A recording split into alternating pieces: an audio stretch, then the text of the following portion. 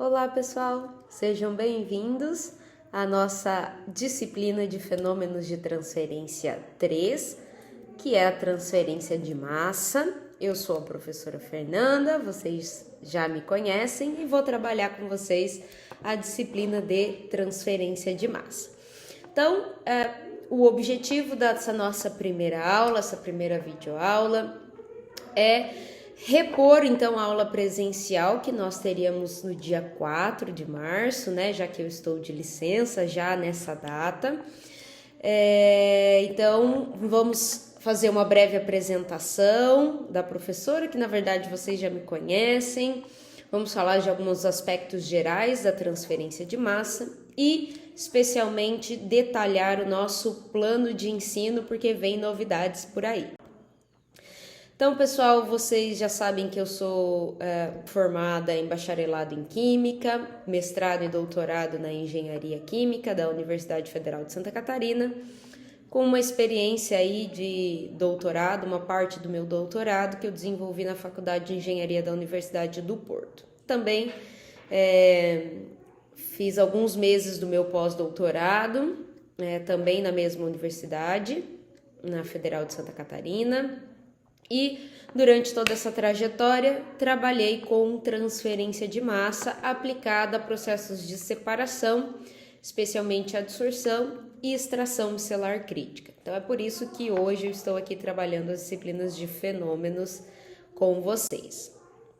Pessoal, então se vocês lembrarem da nossa aula, nossa primeira aula de fenômenos de transferência 2, de fenômenos de transferência 2, a gente fez toda uma apresentação para contextualizar vocês de maneira geral, né, sobre os fenômenos de transporte. Então, vocês já carregam uma bagagem de fenômenos de transferência que vem desde fenômenos 1, fenômenos 2 e agora fenômenos 3. E quando nós trabalhamos as disciplinas de fenômenos, nós sabemos que tem essas 3 perguntinhas básicas que servem para a gente entender e descrever os fenômenos de transferência. Então, primeira coisa, pessoal, quando a gente fala em termos de transferência de massa, nós não vamos falar exatamente do balanço global de massa, porque isso vocês já viram em outros momentos. Nós queremos agora, então, fazer o balanço da espécie química. Então, a massa ou quantidade de matéria, pode ser em mol também, de cada espécie química que compõe a minha mistura. Então, para cada espécie química, eu posso fazer um balanço para essa espécie química, certo? Então, olhando para a transferência de massa, né, o que se move a matéria, que nós vamos quantificar em termos mássicos ou em termos molares. Para onde se move depende do nosso gradiente. Então, a gente já sabe que, de acordo com a segunda lei da termodinâmica enunciado de Clausius, a transferência sempre vai ser, lembra do calor da maior para a menor temperatura. Então, sempre a direção à menor temperatura. Agora, a nossa força motriz é a concentração, seja ela mássica, seja ela molar. Então, sempre que houver diferença de concentração, a transferência de massa se dá na direção da menor concentração, então da maior para a menor concentração. E como se move, nós já sabemos que isso está associado aos mecanismos de transporte, né? Então, em termos de transferência de massa, nós vamos ter a transferência difusiva, que para a gente fazer uma associação, basta a gente lembrar da condução de calor. Então, condução e difusão é a mesma coisa, né? Condução é mais utilizado para o calor. Em termos mássicos, a gente usa o termo difusão. E a convecção, que também existe convecção forçada, convecção natural, também para transferência de massa. Certo? Então, a gente sabe que a transferência de massa, assim como a transferência de energia, vem de um gradiente, certo? De uma diferença. Então, a transferência de massa ocorre pela diferença de concentração, da maior para a menor, de um determinado soluto em um determinado meio. Então, aqui o soluto é o que eu disse para vocês, cada espécie química, composto que compõe a minha mistura. Isso é o nosso soluto. E o meio, pessoal, o meio vai dizer muito sobre o mecanismo de transporte que está associado ali, certo? Então, se a gente lembrar dessa frase que eu mostrei para vocês já lá em Fenômenos 2, a causa gera o fenômeno, provoca a sua transformação, ocasionando o movimento. Então, fenômenos de transporte sempre estarão associados à condição de não equilíbrio, certo? Que é o que provoca o movimento, esse gradiente. Se eu tiver concentração igual em 2 pontos, cessa o transporte, acaba fenômenos de transporte, né? Por isso que a gente diz que são condições de não equilíbrio, tem que haver movimento. Então, no caso da transferência de massa, é matéria que se desloca, né? Então, a causa que gera esse deslocamento, essa transferência de massa, é justamente o nosso potencial, a nossa força motriz, que é o gradiente de concentração. Então, por que estudar a transferência de massa? Né? Então, essa é a mesma pergunta que eu fiz semestre passado para vocês no calor. E agora eu repito, por que estudar transferência de massa? Então, vocês sabem que os fenômenos de transferência, eles são análogos. Então, muitas das coisas que a gente aprendeu em Fenômenos 2, transferência de calor ou energia térmica, nós vamos carregar aqui para a disciplina de transferência de massa. E o nosso objetivo é modelar alguns processos aplicados na área de engenharia. Então, essa primeira frase que está ali no slide, né, que a transferência de massa está presente desde o preparo de um cafezinho até a purificação de fármacos, por exemplo, por adsorção, é muito verdadeira. Então, quando você vai fazer o seu café e você coloca o pó, passa a água pelo café, a água que era transparente sai marrom. Por quê, pessoal? Porque houve transferência de massa do café, dos compostos que compõem o café para aquela água, certo? Isso é transferência de massa. Quando a gente coloca açúcar no café também e adoça o café, todas essas coisas, essas funções que a gente exerce no nosso dia a dia também são explicados do ponto de vista da transferência de massa, dos fenômenos de transporte, né? Até grandes processos que vocês vão estudar aí quando chegarem lá nas operações unitárias, né? Algumas operações vocês já fizeram, quando estudarem as operações voltadas para transferência de massa. Então, processos de absorção, a própria adsorção, os processos de secagem, nós vamos estudar bastante aqui na nossa disciplina. Alguns sistemas biológicos que envolvem transferência de massa, a destilação, extração, separação por membranas. Então, todas essas operações unitárias, processos unitários, para explicar como, até para a gente poder dimensionalizar um equipamento que é utilizado para esses processos, nós precisamos ter a modelagem dos processos do ponto de vista da energia, do ponto de vista da transferência de massa. Precisamos ter esses conhecimentos, certo? Então, é muito importante aí, faz parte do nosso curso essa disciplina. Então, essa disciplina nos dá fundamentos para muitas outras que virão durante o curso. Vocês já conhecem o nosso checklist, né?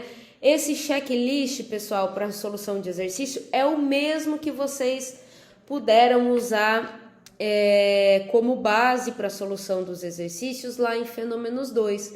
Então, basicamente, esse checklist ele traz os passos que nós precisaremos desenvolver para modelar os processos de transferência de massa. Então, nós vamos começar para identificando as variáveis importantes, vamos verificar se a gente precisa de algum dado que é tabelado e, de repente, a gente vai precisar. Vamos colocar as nossas hipóteses simplificadoras, Vamos ver quais são as leis físicas relevantes, principalmente pensando nos mecanismos de transferência de massa, então olhando sempre para a característica do meio, né, em que o transporte acontece, e assim por diante. Vamos trabalhando com as equações diferenciais, vamos simplificar as nossas equações, vamos dispor as nossas condições de contorno e assim por diante. Então, esse checklist nada mais é que o passo a passo que a gente utiliza para resolver os problemas de transferência de massa. Então, a dica aqui é seguir usando esse checklist e olhando sempre para esses passos que vocês vão ter sucesso na resolução dos nossos problemas de transferência de massa.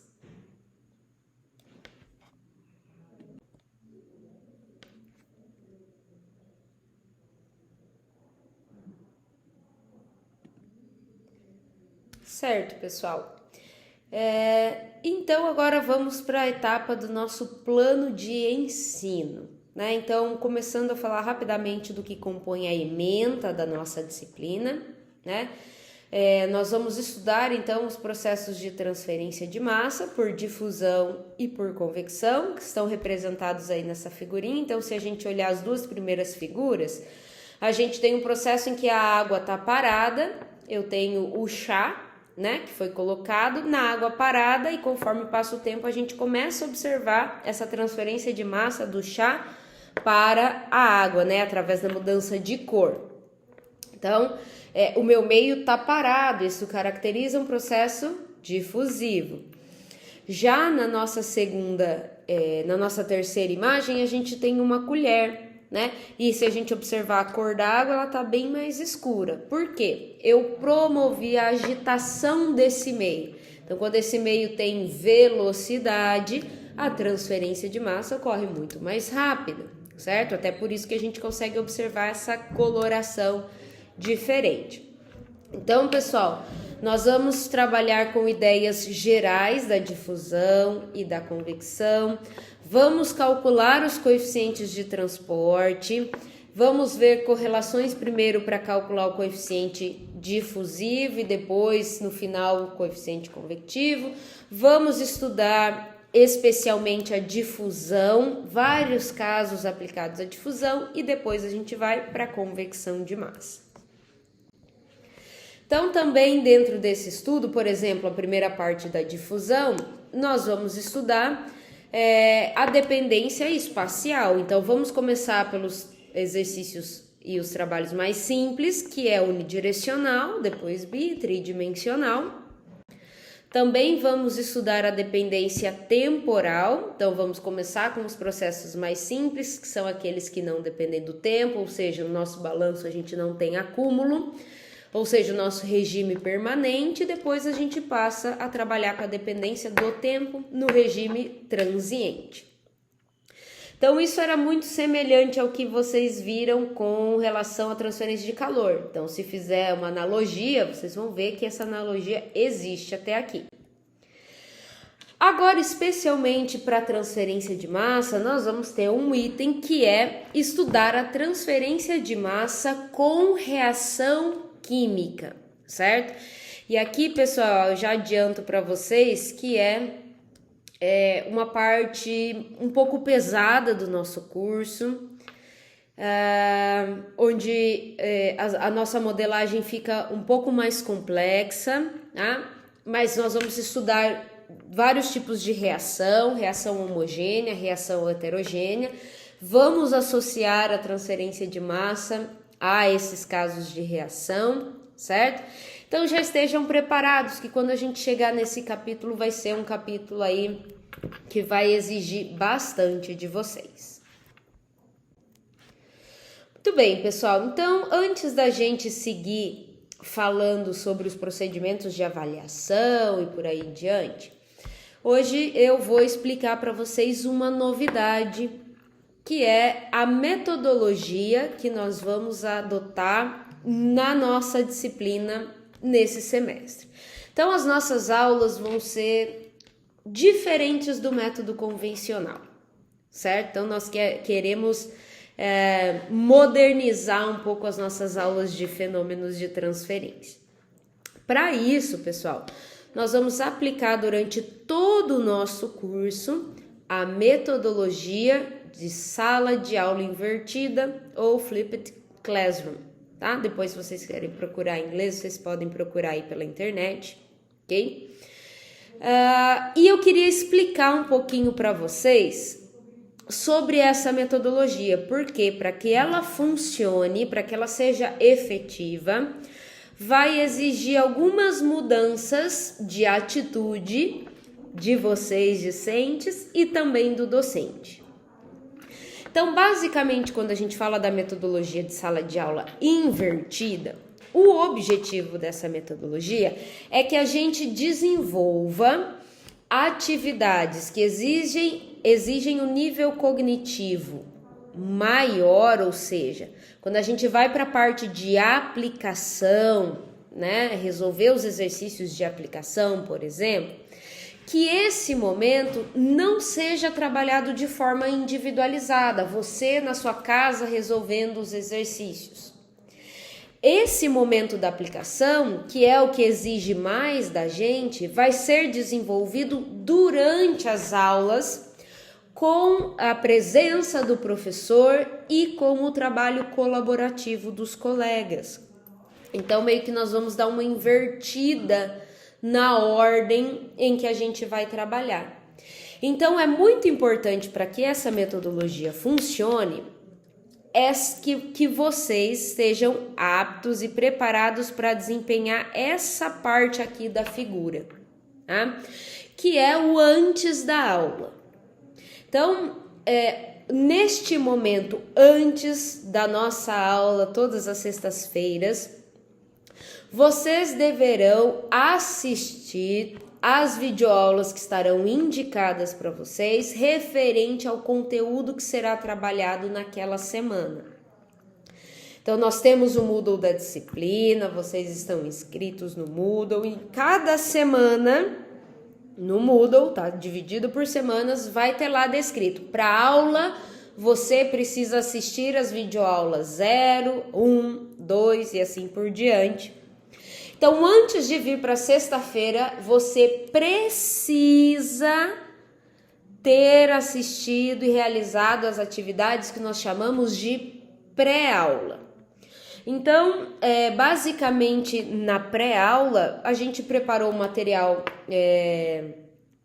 mais didático, interativo, que são as videoaulas. Então, aproveitando aquilo que a gente teve de crescimento, de preparo da pandemia, é que a gente hoje, então, consegue aplicar essa metodologia utilizando alguns materiais e outras coisas novas. Então, pessoal, muito importante este momento de preparação do estudante na pré-aula.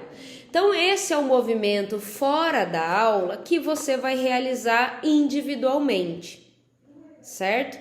Então, no espaço individual, você vai se preparar assistindo a aula teórica, certo? Depois, na sexta-feira, no dia da aula, nós vamos desenvolver atividades de aplicação. Então, nós vamos resolver as nossas listas de exercício, nós vamos aplicar metodologias ativas, né? Eu quero levar vocês para um laboratório fazer algumas pequenas coisas, né? Vamos ver como vai ser o andamento do semestre, pandemia, mas a ideia é essa. Então, a partir de um trabalho colaborativo, então vocês vão desempenhar atividades em grupos, atividades individuais, certo? Tudo isso vai acontecer durante a aula. Então, a nossa aula vai ser uma aula desconstruída, que você vai poder sentar em grupos com seus colegas, que você vai poder usar o computador, que você vai poder usar o celular, mas, obviamente, o uso desses materiais devem ser voltados para a aula, e vão ser permitidos sempre que eu autorizar, tá bom? Isso eu vou falar um pouquinho mais para vocês mais para frente, algumas orientações, certo? Então, nós vamos desconstruir a nossa aula tradicional. Aí depois, pessoal, vem o pós-aula. Então, durante o pós-aula, pessoal, depois de já estar bem preparado, de você assistir a aula teórica, de você desenvolver atividades de aplicação junto com o docente, com seus colegas durante a aula, você vai revisar. Você vai poder assistir as aulas novamente, você vai poder revisar as suas listas de exercício, você vai poder fazer uma análise crítica sobre os exercícios. Então, o que acontece muitas vezes é que a gente vem, resolve um exercício, tem lá um resultado numérico, uma equação, e não entende o que aquele número ou aquela equação significa. Então, depois da gente já ter visto a aula teórica, ter feito os exercícios juntos, vocês vão perceber que vocês vão conseguir desempenhar mais essa análise crítica, esse pensamento crítico, com uma desenvoltura maior, tá? Então, o objetivo dessa metodologia é tornar você, estudante, protagonista do seu conhecimento. Então, todo o conhecimento que você vai adquirir vai depender muito mais de ti, né, do que do docente. Eu vou estar aqui sempre à disposição de vocês. As aulas todas foram gravadas por mim mesmo, não tem aula terceirizada, apesar de ter coisas muito boas aí que foram oferecidas na rede, né, na internet. Mas então todos os materiais foram produzidos por mim. Eu estarei com vocês nas aulas, né, tirando essas 2 primeiras semanas que eu vou estar de licença. E vou ajudar vocês a resolver. Então, não vai ficar muitos exercícios para vocês resolverem sozinhos, porque pelo menos uma parte da lista de exercícios nós vamos resolver juntos em aula. E eu vou estar ali para assessorar vocês, para ajudar vocês, ok? Então, pessoal, essa desconstrução, esse comparativo com o método clássico de ensino e a sala de aula invertida. Então, o que acontecia? No método tradicional, alguns estudantes conseguiam ler algum capítulo do livro antes de vir para a aula, daí o professor ficava lá na frente, passando toda a parte teórica, e depois você ia sofrer para resolver sozinho todas as tarefas, todas as listas de exercício, né? Na sala de aula invertida, não. Então, a gente já preparou um material mais interativo, aí que são as aulas gravadas, teóricas.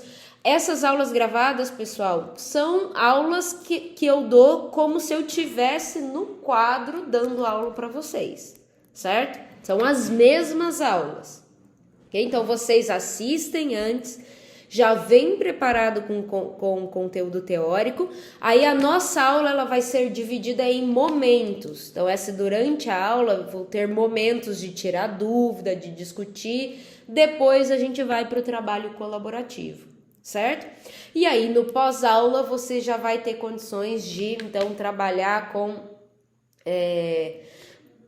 exercícios, com atividades que exigem já um nível de cognição maior. Então, já vão ter o desenvolvimento de um pensamento crítico melhor, pessoal. Então, acreditem, pode parecer até um pouco assustador no início, pessoal, essa metodologia, mas essa metodologia tem funcionado, tem sido aplicada na área de fenômenos de transporte no mundo inteiro. Eu tenho artigos, inclusive, de relatos de professores de fenômenos que aplicaram essa metodologia e tem funcionado muito bem, certo? O objetivo é fazer com que vocês adquiram ainda mais conhecimento, que o rendimento da disciplina seja ainda melhor, certo? Mas para que a metodologia funcione, é necessário que você se organize, né? E separe um momento antes da aula para assistir as videoaulas teóricas. Então, por exemplo, a aula é na sexta, então toda quinta noite ou quinta tarde, dependendo do seu horário de aula, né? Então, vou arrumar um horário na quinta para eu assistir as videoaulas. Para na sexta eu vir com as minhas dúvidas anotadas. Então, conforme você vai assistindo a videoaula, você vai anotando as suas dúvidas.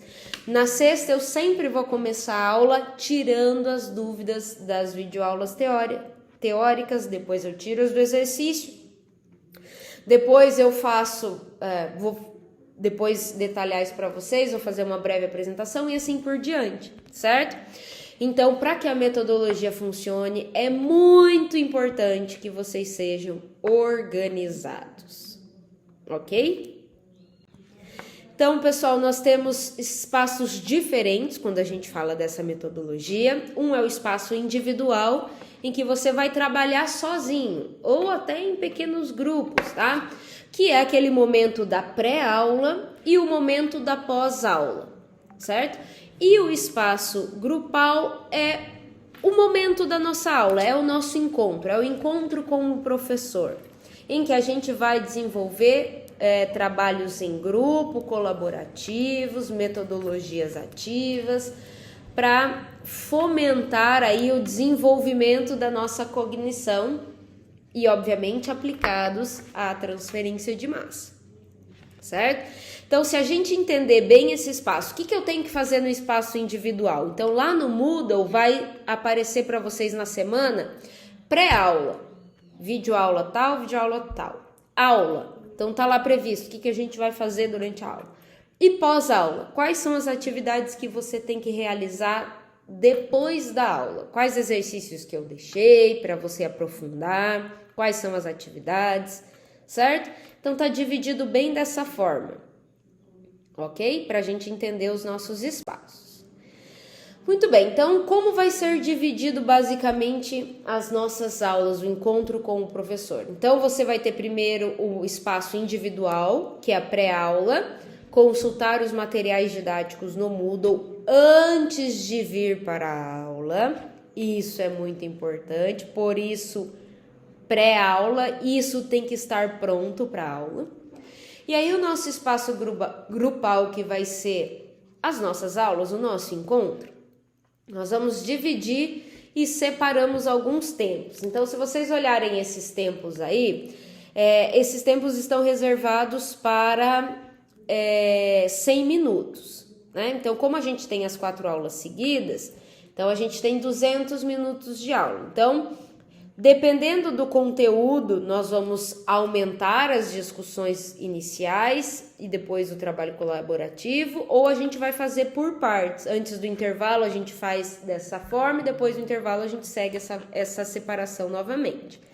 Então, primeiro a gente vai ter uma discussão participativa para tirar as dúvidas que vocês vão trazer. Então, é importante trazer dúvidas relacionadas aos vídeos e conceitos teóricos. Então, as videoaulas que vocês assistirem, vamos deixar pensando em 100 minutos, numa aula de 100 minutos, aproximadamente 10 minutos para isso. Numa aula de 200 minutos, seria 20 minutos para essa discussão. Depois vem a discussão participativa 2, que basicamente eu posso já tirar as dúvidas de vocês de exercícios que ficaram para o pós-aula, certo? Então, vocês podem trazer essas dúvidas, aproximadamente 5 ou 10 minutos, né? Depois vem uma breve apresentação do professor, que é para passar uma revisão do conteúdo que vai ser trabalhado nessa semana. Então, pessoal, atenção aqui. Neste momento, eu não vou dar a aula novamente. A aula está gravada e o papel de vocês, a atribuição de vocês é assistir a aula durante o momento, o espaço individual. Neste momento eu vou fazer apenas uma revisão, relatando quais são os pontos mais importantes do conteúdo. Então, mais uma vez, deixo aqui a dica. É muito importante que você assista e se prepare com os conteúdos de pré-aula, certo? Depois vai vir o trabalho colaborativo, que é o maior momento da nossa aula, né? Pensando numa aula de 100 minutos, em torno de 40 minutos, que nós vamos aplicar diferentes metodologias ativas, vamos resolver exercícios de forma individual, em grupo, vamos no quadro, certo? E aí nós vamos desconstruir a nossa aula pensando basicamente em aplicação da teoria que vocês assistiram na videoaula. Depois, nós vamos tirar as dúvidas desses exercícios que a gente acabou de fazer em aula, que seria essa discussão participativa 3, certo? Vamos fazer uma análise do nosso trabalho colaborativo, né? Tirar as dúvidas que ficaram e depois eu vou dar um feedback da aula Vou fazer um fechamento sobre a aula, fazer uma breve avaliação ali daquilo que a gente acabou de estudar, certo? Então a nossa aula vai ser basicamente dividida nesses tempos. Eu vou tentar no início cronometrar para a gente não se perder, ok? Eventualmente esses tempos a gente pode aumentar um, diminuir outro, né? Porque é a primeira vez que nós estamos aplicando essa metodologia também.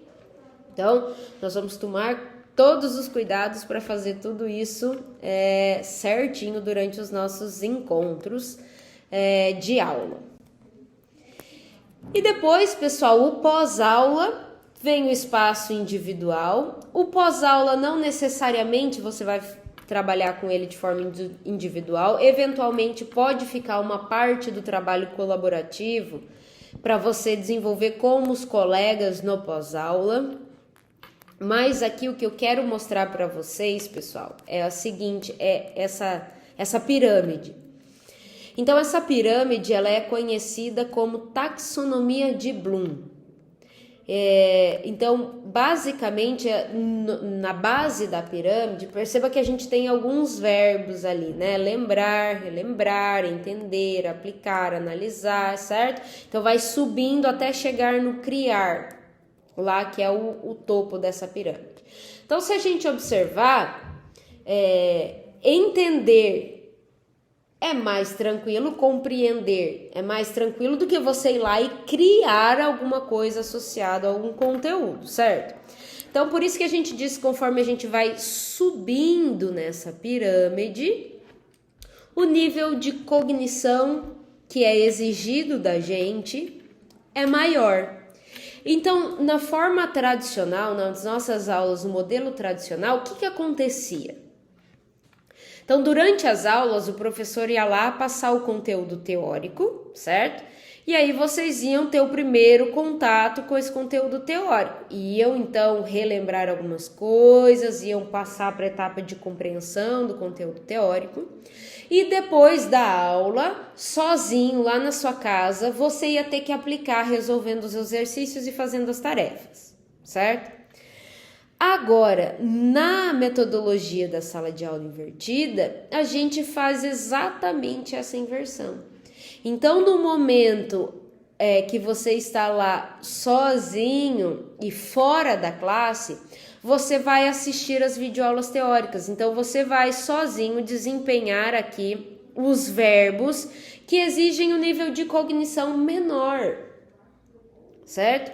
E aí, durante a aula, junto com o professor, junto com os seus colegas, a gente vai poder trabalhar com a parte de aplicação, criação, análise, certo? Que é o que exige um nível cognitivo mais aprofundado, certo? Vai exigir um pouquinho mais da gente. E nesse momento que vai te exigir mais, você vai ter o professor do teu lado para te ajudar, certo? Por isso que a gente chama isso de metodologia sala de aula invertida, certo?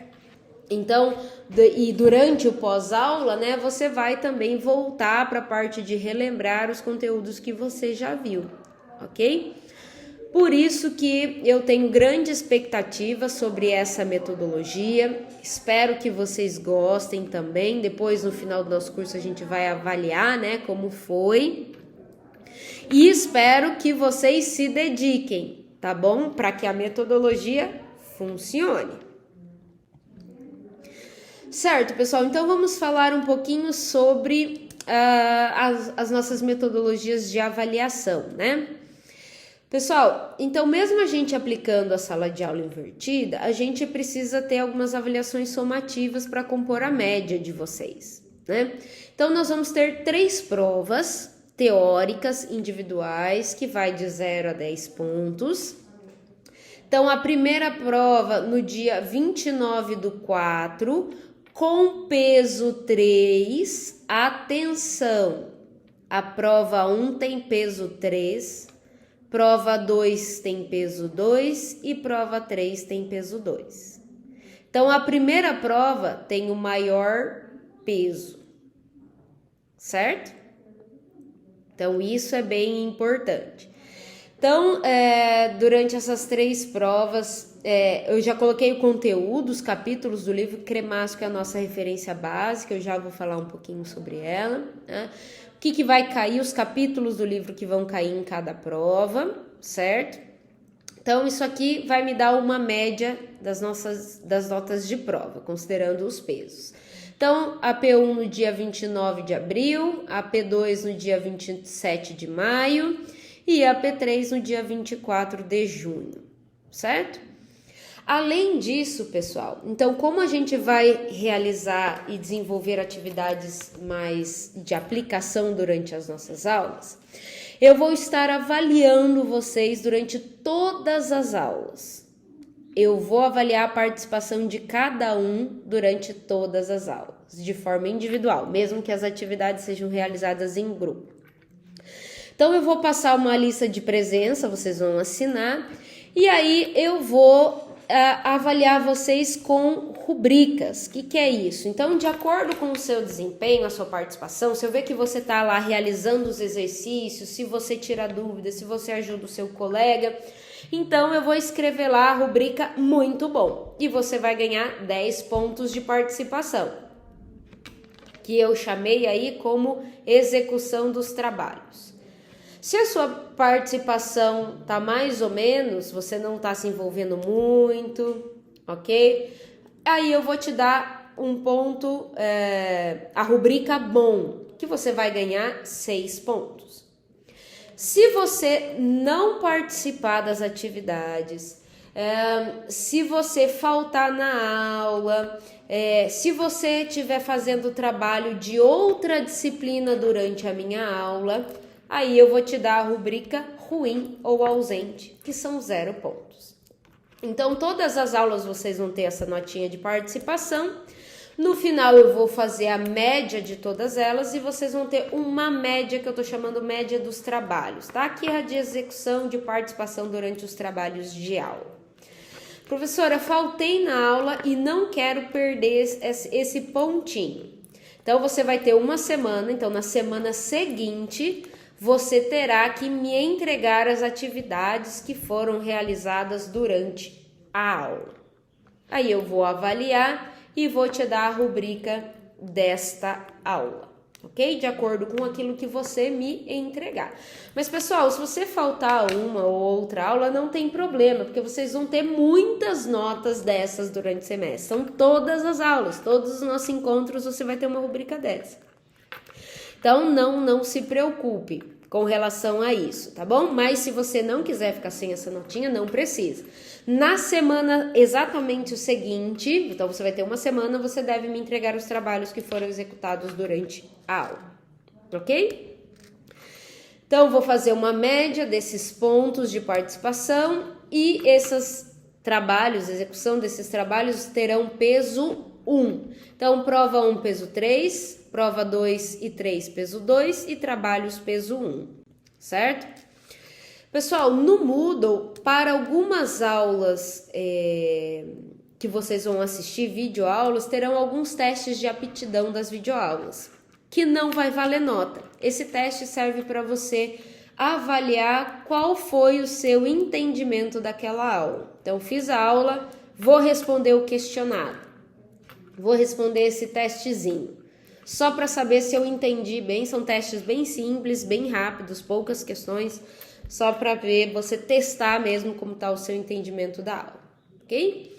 Então, a média final será calculada por meio dessa equação que eu estou mostrando para vocês. Então, P1 vezes 3, a nota da P2, a prova 2 vezes 2, a nota da prova 3 vezes 2, mais a nota do trabalho vezes 1, tudo isso dividido por 8. Isso vai compor a sua média final, ok? Muito bem, não atingi a média 6. O que acontece comigo agora? Então, a gente vai ter uma prova de recuperação de conteúdo e nota, que é opcional ao aluno. Então, vai ser uma prova que vai ser realizada no dia 1/7, como conteúdo de todo o semestre, que vai substituir a nota da média final. Professora, Então eu fiquei com média 3. Se eu tirar 6 na recuperação de conteúdo, eu tô aprovado? Sim, está aprovado. Professora, eu tirei 5 de média durante as avaliações convencionais. Quanto que eu preciso tirar na recuperação de conteúdo? 6. Todo mundo vai precisar tirar pelo menos 6 na recuperação de conteúdo, porque vai substituir a média. Porém, aqui eu deixo um comentário importante. Veja que é uma prova que vai ter o conteúdo de todo o semestre e eu já adianto que não vai ser uma prova simples, certo? Porque veja bem, substitui a média, então não adianta você largar a mão. Então não vou fazer nenhuma prova, vou deixar para fazer só a prova do exame lá final de recuperação de conteúdo e aí eu passo. Não vai ser simples assim, ok? Adianto para vocês que essa prova é de fato para quem não conseguiu chegar, não conseguiu atingir a média 6, certo? Então, fiquem atentos, tenha a oportunidade para recuperar, mas é uma prova que vai exigir mais de vocês, ok? Pessoal, para fazer essa prova, então, aí eu já conto com a colaboração de vocês. Eu vou permitir que faça essa prova de recuperação apenas os alunos que tiverem média abaixo de 6, tá? Professora, mas eu tô com 6,2 e quero aumentar a minha média. Infelizmente não vai ser possível neste momento, porque é final de semestre, nós temos as atividades aqui da coordenação do curso, que é bem puxado, e eventualmente eu não vou dar conta de corrigir todas as provas, sou muito sincera para vocês, são mais 2 disciplinas que eu ofereço esse semestre, então vamos deixar a recuperação de conteúdo para quem precisa recuperar nota para ser aprovado, combinado? Pessoal, então, mais uma vez, para que as nossas aulas funcionem, o que é importante? Que vocês acessem o Moodle com frequência.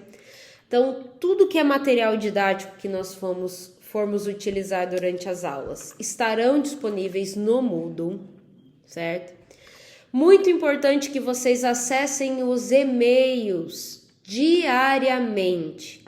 O e-mail é nossa principal forma de comunicação, certo? Além de quando eu terminar minha licença, eu retornar, né? Nós estaremos aí de maneira presencial.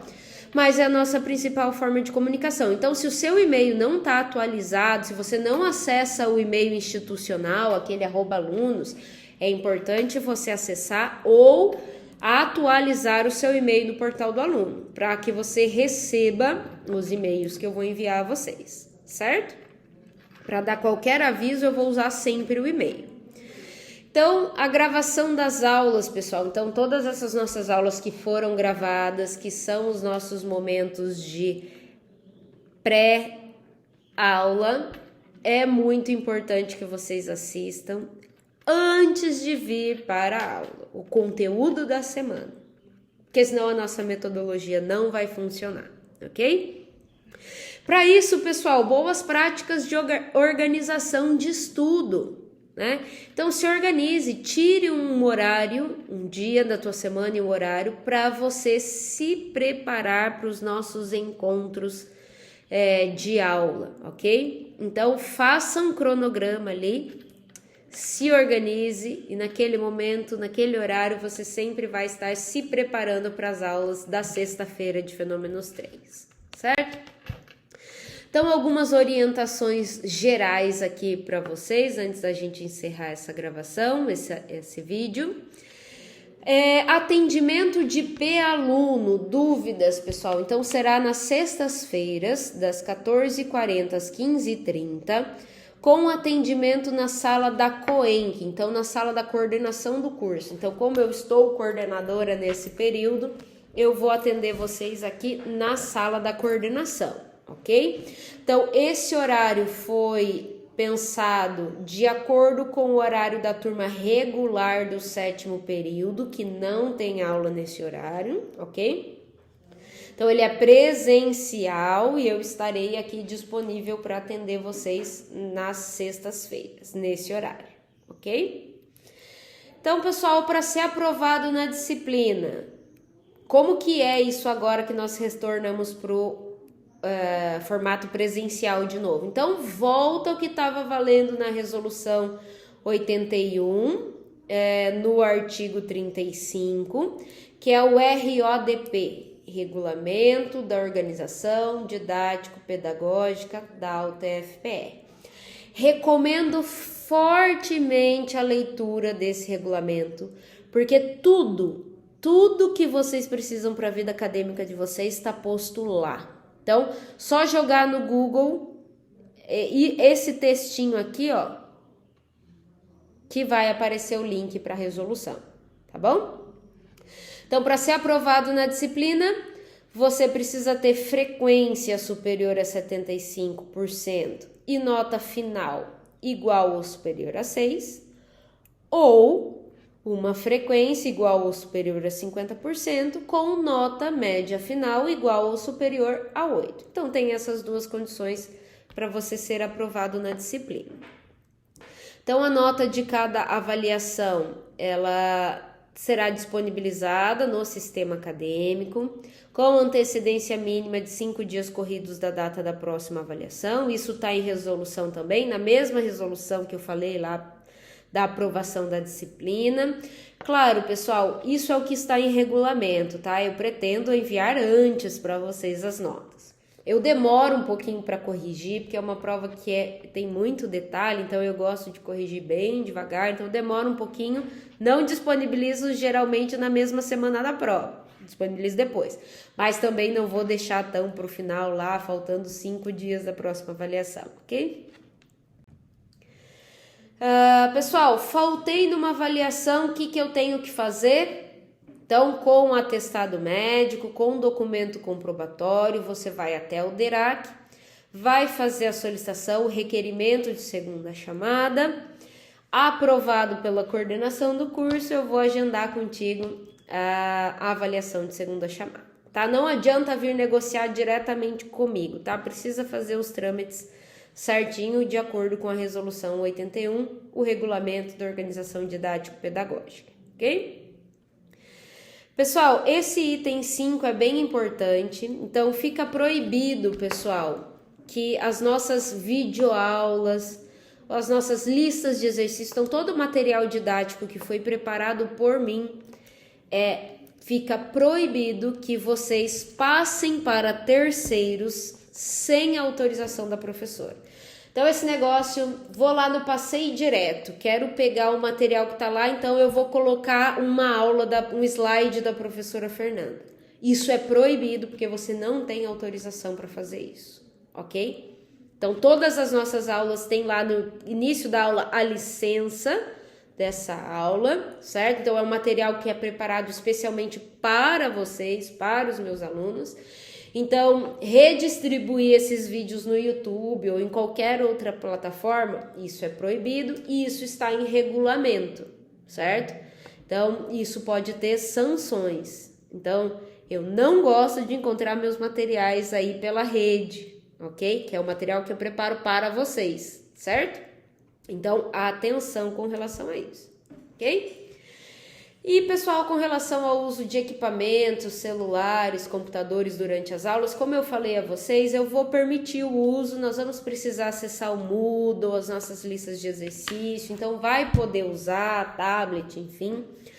Mas, pessoal, primeira coisa, o WhatsApp desligado, certo? Porque o WhatsApp vai tirar a nossa concentração. Então, não vamos usar o WhatsApp.